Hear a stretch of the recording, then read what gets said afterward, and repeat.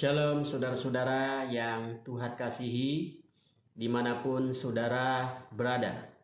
Saya berharap bahwa saudara selalu ada di dalam perlindungan dan di dalam penyertaan Tuhan. Hari-hari ini biarlah kita boleh serahkan kehidupan kita karena hanya Tuhanlah pertolongan kita. Nah, saudara sekalian, mari buka Alkitabmu dan perhatikan nats Alkitab yang akan saya bacakan di dalam Matius pasal 5 ayat ke-7 yang berbunyi demikian. Berbahagialah orang yang murah hatinya, karena mereka akan beroleh kemurahan. Sekali lagi saya membaca ayat ini. Berbahagialah orang yang murah hatinya, karena mereka akan beroleh kemurahan. Di dalam bahasa Indonesia sehari-hari menerjemahkan ayat ini demikian. Berbahagialah orang yang mengasihi orang lain. Allah akan mengasihani mereka juga. Saudara, saya akan memulai dengan sebuah cerita tentang murah hati. Saudara, beberapa waktu yang lalu saya berkunjung ke rumah jemaat yang sudah lama kami tidak bertemu karena kami tinggal beda pulau dan saya punya kesempatan untuk berjumpa dengannya kala itu. Jemaat ini adalah sepasang suami istri dan juga pebisnis dan juga pengurus di gerejanya. Ketika saya mengunjunginya, dan tentu saudara dengan protokol kesehatan, dan saya mengobrol selama beberapa menit dengan suami istri ini. Tiba-tiba ada telepon masuk dan menelpon istrinya, dan kemudian istrinya terlihat cemas setelah menerima telepon. Habis itu si istri ini berkata kepada saya, "Pak, permisi ya, saya harus buru-buru ke rumah sakit karena ada seorang karyawan saya kecelakaan dan masuk rumah sakit. Saya harus mengurusnya." Lalu ibu ini pergi dengan buru-buru sambil membawa sekantong makanan untuk karyawannya yang sedang mengalami kecelakaan. Karena saya cukup lama mengenal pasangan suami istri ini, jadi saya sudah tidak terlalu kaget dengan sikapnya.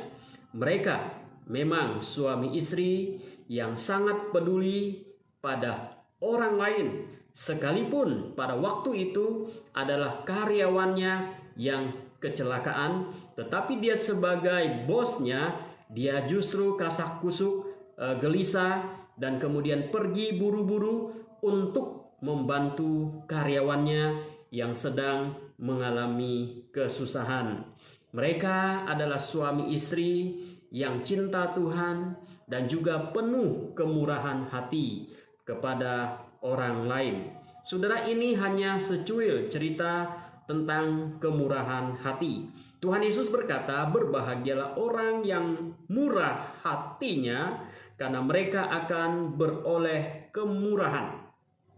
Istilah murah hati dalam terjemahan aslinya artinya adalah mengasihani atau menaruh belas kasihan atau kasihanilah atau menunjukkan kemurahan. Kata ini saudara, yaitu kata elemon, ini hanya muncul 2 kali di dalam perjanjian baru, yaitu di Matius pasal 5 ayat 7 dan kemudian di dalam Ibrani pasal 2 ayat 17 yang berbunyi demikian. Itulah sebabnya maka dalam segala hal ia harus disamakan dengan saudara-saudaranya, supaya ia menjadi imam besar yang menaruh belas kasihan. Perhatikan kata belas kasihan atau elemon, dan yang setia kepada Allah untuk mendamaikan dosa seluruh bangsa.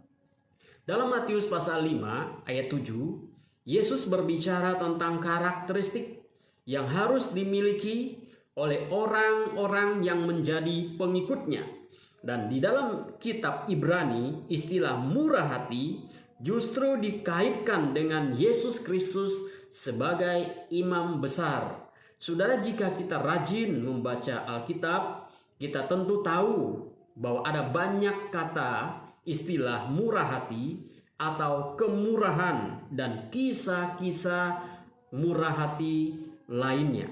Tetapi dua kata ini secara langsung dikaitkan kepada Yesus Kristus. Berbahagialah atau diberkatilah orang yang murah hati.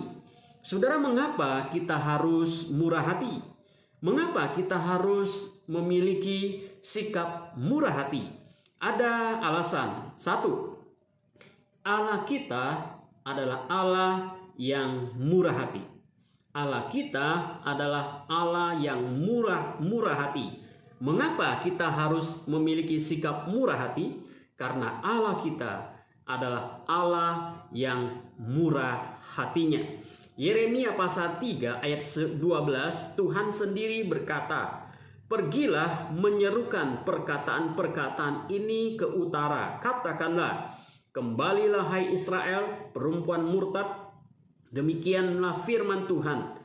Mukaku tidak akan muram terhadap kamu, sebab aku ini murah hati." Demikianlah firman Tuhan. Kemurahan hati atau belas kasihan adalah pusat dari pengajaran kitab suci. Karena Allah kita adalah Allah yang murah hatinya. Saudara, Tuhan kita adalah Tuhan yang murah hati. Dia adalah Allah yang suci, tetapi dia juga penuh dengan kemurahan hati. Jika Allah tidak murah hati, maka kemungkinan besar kita semua sudah binasa dan dihancurkan. Allah adalah Tuhan yang suci. Dia membenci dosa. Sementara saudara dan saya, manusia, adalah orang berdosa. Sekalipun manusia sudah tahu mana benar, mana salah, tetapi kecenderungan hati manusia seringkali memilih yang salah dan melanggar hukum Tuhan. Bahkan kita sebagai orang yang mengaku sudah percaya pada Yesus pun seringkali kita melakukan sesuatu yang berlawanan dengan firman Tuhan. Jika Allah kita tidak murah hati, maka kita semua pasti dihukum mati dan dibuang ke tempat hukuman kekal. Tetapi karena Allah penuh kemurahan hati, maka Dia sabar terhadap kita, menunggu kita sadar dan bertobat. Itulah sebabnya berita tentang kemurahan hati Allah selalu dikaitkan dengan berita peringatan untuk bertobat. Yeremia 3:12 tadi bicara tentang kemurahan hati. Tetapi di ayat ke-13 Tuhan juga sendiri berkata, "Hanya akuilah kesalahanmu bahwa engkau telah mendurhaka terhadap Tuhan Allahmu." Jika hari ini kita masih hidup dalam dosa dan kita merasa biasa-biasa saja, bahkan terkesan Tuhan tidak melakukan apapun kepada kita, itu karena Tuhan masih menunggu pertobatan kita. Rasul Paulus berkata, "Tidakkah engkau tahu bahwa maksud kemurahan Allah ialah menuntun engkau kepada pertobatan?" Roma 2 ayat 4. Mengapa kita harus murah hati, saudara? Karena Allah kita adalah Allah yang murah hati. Tuhan yang kita kenal, Tuhan yang kita percayai adalah Tuhan yang murah hati. Itulah sebabnya kita sebagai umatnya pun perlu belajar bermurah hati pada sesama manusia yang adalah ciptaan Tuhan. Itu alasan pertama. Alasan yang kedua, mengapa kita harus memiliki sikap murah hati? Karena dengan bermurah hati kita mencerminkan kemurahan Tuhan. Karena dengan sikap murah hati kita mencerminkan kemurahan dan karakter daripada Tuhan. Kolose pasal 3 ayat 12 berkata, "Karena itu, sebagai orang-orang pilihan Allah yang dikuduskan dan dikasihinya, kenakanlah belas kasihan, kemurahan, kerendahan hati, kelembutan, dan kesabaran." Maksud Paulus di sini sangat jelas, sebagai orang-orang pilihan yang dikuduskan dan dikasihi, kenakanlah kemurahan. Saudara dan saya adalah orang-orang pilihan Tuhan yang sudah dikuduskan dan yang sudah dikasihi Tuhan. Saudara dan saya mendapatkan anugerah khusus dan istimewa dari Tuhan. Saudara dan saya mendapatkan anugerah yang istimewa dari Tuhan. Saudara, yang namanya anugerah khusus tidak semua orang mendapatkannya.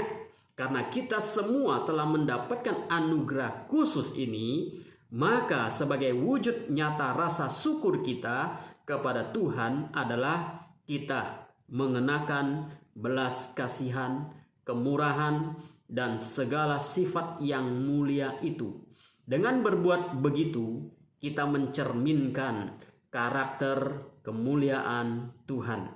Mazmur pasal 37 ayat 21 berkata, "Orang fasik meminjam dan tidak membayar kembali, tetapi orang benar adalah pengasih dan pemurah." Jika kita mengaku sebagai anak Tuhan, harusnya kita mencerminkan karakter Tuhan. Jika kita mengaku sebagai pemilik surga, harusnya hidup kita selaras dengan nilai-nilai kerajaan surga.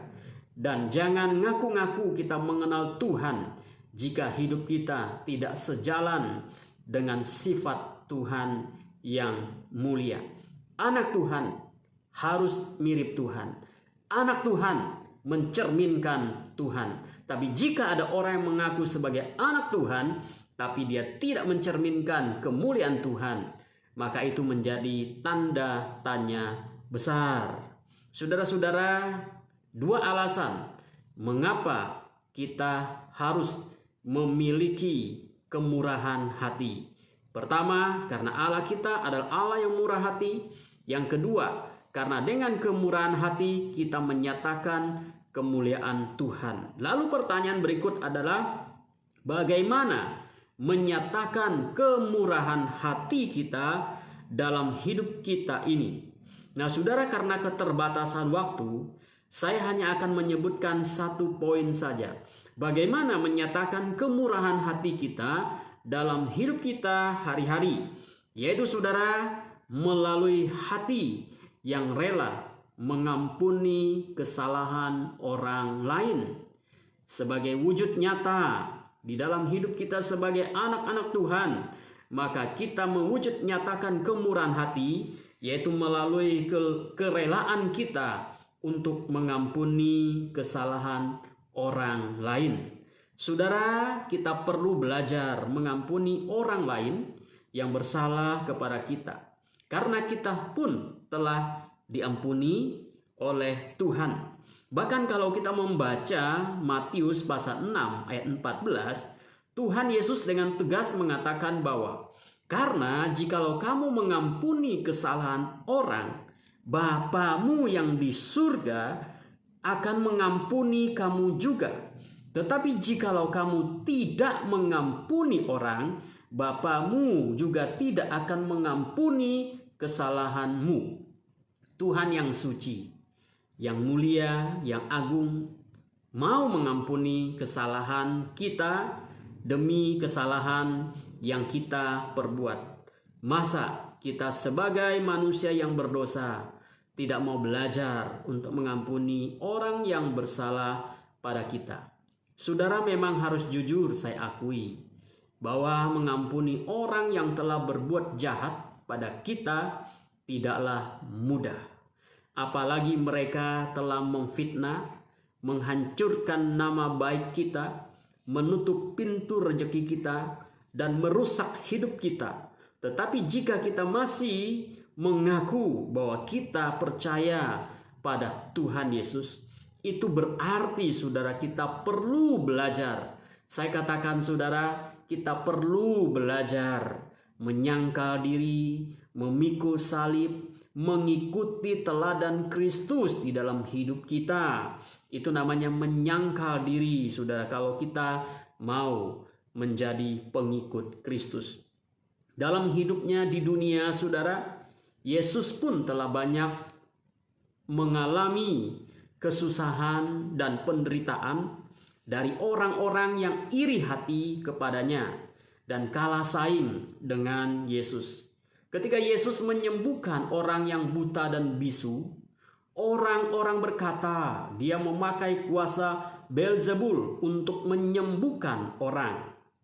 Di dalam Matius pasal 12 ayat 24, saudara, ini jelas fitnah dan merusak reputasi atau nama baik Tuhan Yesus.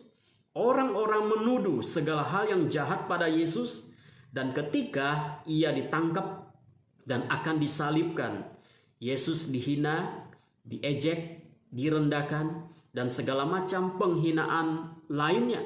Secara manusia, Yesus benar-benar dihancurkan oleh mereka yang hatinya dikuasai oleh setan. Namun lihatlah bagaimana respon Yesus ketika sudah berada di atas kayu salib. Yesus berkata, "Ya Bapa, ampunilah mereka karena mereka tidak tahu apa yang mereka perbuat." Yesus berdoa buat mereka. Tuhan Yesus, Juru Selamat kita, berdoa untuk mengampuni mereka. Dan ketika Yesus bangkit, saya percaya mereka semua menjadi malu dan dipermalukan. Saudara, ketika kita mengampuni orang lain, sesungguhnya kita sedang membebaskan diri kita dari perasaan sakit hati. Dan ketika kita menyimpan kesalahan orang lain dalam hati, sesungguhnya kita sedang melukai diri kita. Kita membenci, kita tidak bisa tidur. Ingat nama orang itu, kita menjadi kesal dan benci. Padahal orang tersebut yang melukai kita sedang hidup bahagia. Karena dia sudah lupa terhadap apa yang telah diperbuatnya terhadap kita. Atau mungkin juga dia tidak sadar kalau menyakiti kita dan mereka fine-fine saja, saudara. Tetapi kita yang susah hati dan tersiksa setiap kali mengingat namanya. Apalagi ada orang memuji orang itu di depan kita. Saudara, pengampunan bukan melepaskan orang lain. Pengampunan adalah melepaskan diri kita dari kesusahan. Melepaskan diri kita dari kesusahan. Berbahagialah orang yang murah hatinya, karena mereka akan beroleh kemurahan. Perhatikan kalimat berikutnya baik-baik, karena mereka akan beroleh kemurahan. Jika kita murah hati, kita pun akan memperoleh kemurahan. Kemurahan yang kita peroleh adalah dari Tuhan, bukan dari orang lain. Tuhan yang menggerakkan orang lain untuk bermurah hati kepada kita.